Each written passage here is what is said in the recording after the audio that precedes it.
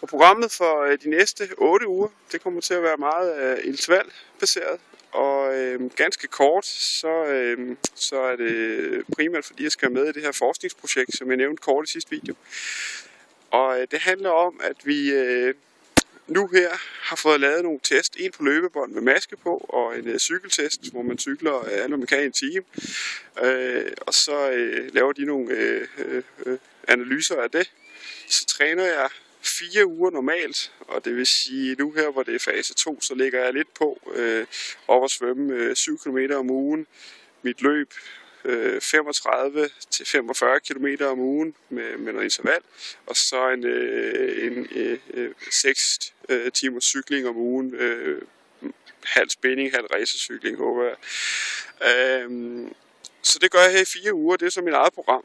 Så laver vi de samme tests igen, ser hvor meget jeg har rykket mig, og i den forbindelse bliver der også taget en muskelbiopsi og nogle blodprøver. Og så laver vi 4 ugers fællestræning, hvor vi træner hård interval 3 gange om ugen. Og løbende bliver der så lavet de her undersøgelser også. Halvdelen af gruppen derfra får koffein før træningen, den anden halvdel får kalk, man ved ikke hvad man får. Og så er det overordnede i forsøget her, det er at påvise koffein til indvirkning på intervaltræning.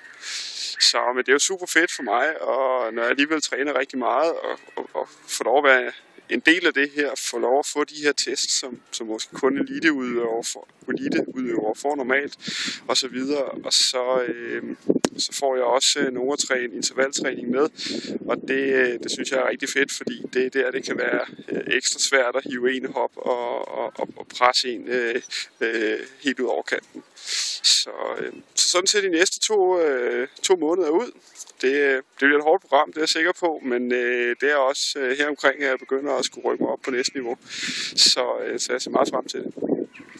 Ellers i dag her vil jeg lige gøre min løbetur færdig.